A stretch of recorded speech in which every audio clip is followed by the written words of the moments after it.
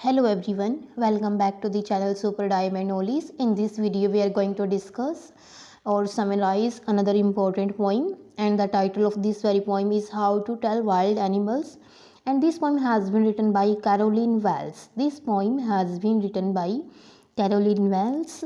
Let me tell you about this poem first. This poem is a humorous poem, and this poem tells us about how we can tell different wild animals if we come upon them suddenly. हम कैसे बताएं कि हम किस प्रकार से जंगली जानवरों में भेद कर सकते हैं। How can we tell wild animals if it is a large animal, यदि कोई बड़ा जानवर है दैट रोर्स, जो दहाड़ता है बिफोर किलिंग यू, आपको मारने से पहले। It is an Asian lion, तो ये एक एशियन लायन है।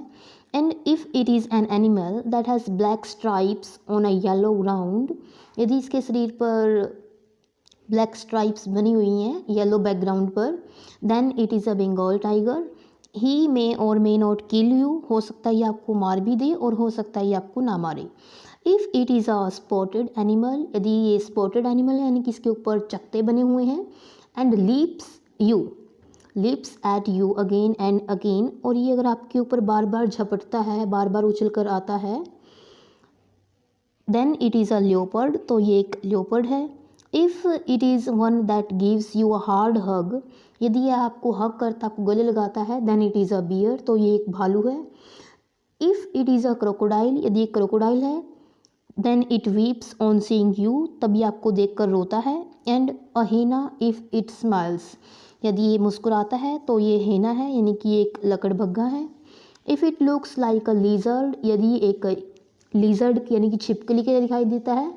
हैज़ नो ईयर्स, जिसके कान नहीं है। And can't be seen वाहिल it is yet on the tree, और यदि पेड़ के ऊपर है और फिर भी दिखाई ना दे, then it is a chameleon. Chameleon होता है गाइस गिरगिट, यानी कि जो अपने परिवेश के अकॉर्डिंग अपना कलर चेंज कर लेता है, तो वो गिरगिट होता है। Now let us read the जो टेक्स्ट है इसका ओरिजिनल, उनको हम रीड करते हैं, जो इसकी लाइन्स हैं उनको रीड करते हैं। This poem basically is about how to tell wild animals, the way in which we can differentiate between different wild animals. Let us read the lines.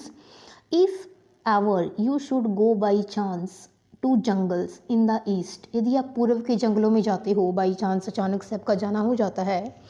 and if there should to you advance a large and tawny beast, यदि आपके सामने एक बहुत ही बड़ा Tony होता है brownish yellow colour का, भूरे पीले रंग का बीस्ट यानी कि जानवर आ जाए। If he roars at you, यदि आपके ऊपर दहाड़ता है, एज यू आर डाइंग, और आपको मारने की कोशिश करता है, you will know it is the Asian lion, then it is a Asian lion. यदि ये भूरे पीले रंग का जानवर है, एकदम से आपके ऊपर दहाड़ता है और आपको लगता है कि आपको मार देगा, तो ये एशियन लायन है। एशियन लाइन की एक कैरेक्टरिस्टिक इन लाइन्स में बताई गई है। Let us move to the next line of this very poem. In the next line, और इफ़ सम टाइम, यदि कुछ टाइम, व्हेन रोमिंग अराउंड, आपके चारों ओर घूमता दिखे, आपको रोम करता दिखे, अ नोबल वाइल्ड बीस्ट, एक जंगली जानवर, ग्रीट्स यू, जो आपको ग्रीट करता है, आपको मिलता है, मीट्स करता है, ग्रीट करता है और मीट करता है एक ही बात है।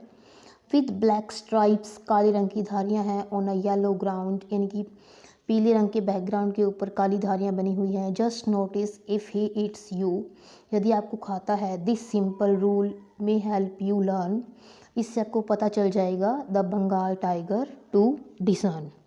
तो ये बंगाल टाइगर है। डिसर्न का मीनिंग होता है आइडेंटिफाई करना, मेक आउट करना, यानी कि पहचानना। तो आप इसको पहचान जाना कि ये एक बंगाल टाइगर है। इन the next paragraph, if strolling fourth, strolling होता है गाइस इधर उधर घूमना। अ बीस्ट यू व्यू, एक जानवर को आप देखते हो, whose hide with spots is peppered, peppered होता है गाइज ढकी हुई, यानी कि जिसकी जो बॉडी है वो काले चकत्तों से ढकी हुई है। As soon as he leaped on you, जैसे ही आपके ऊपर झपटता है, जंप करता आपके ऊपर, you will know that it is a leopard, आपको पता चल जाएगा कि यह एक लियोपर्ड है। It'll do not go to roar with pain, यानी कि दर्द से दहाड़ने का, दर्द से चिल्लाने का कोई फ़ायदा नहीं होने वाला। He will only lap and lap again, ये आपके ऊपर बार बार झपटता रहेगा और आपका शिकार ये करता रहेगा। तो क्या है ये गाइज, ये एक लियोपर्ड है। हम एक तेंदुए की पहचान इससे कर सकते हैं। Now let us see what the next line of this poem says. If you are walking round your yard, यदि आप अपने यार्ड के में ऐसे ही घूम रहे हो, you meet a creature there, तब आपको वहाँ पर एक जीव मिलेगा। creature होता है जीव। who hugs you very very hard, जो आपको टाइटली हग करेगा, आपको बड़ी जकड़ की वो आपको गले लगाएगा। Be sure it is a bear, तो ये एक भालू है। If you have any doubts, यदि आपको कोई शक है, I guess he will give you just one more careless, तो ये आपको केयरलेस देगा, आपको एक जेंटल लविंग टच देगा। तो आपको इसे रिकग्नाइज हो जाएगा ये एक क्या है गाइज, ये एक बियर है। Now let us read the remaining two paragraph also. Though to distinguish beast of prey a novice might known plus, the crocodile you always may tell from the hyena thus, आपको मतलब distinguish करते हो beast of pray शिकार करने वाले जानवर से, a novice might non plus,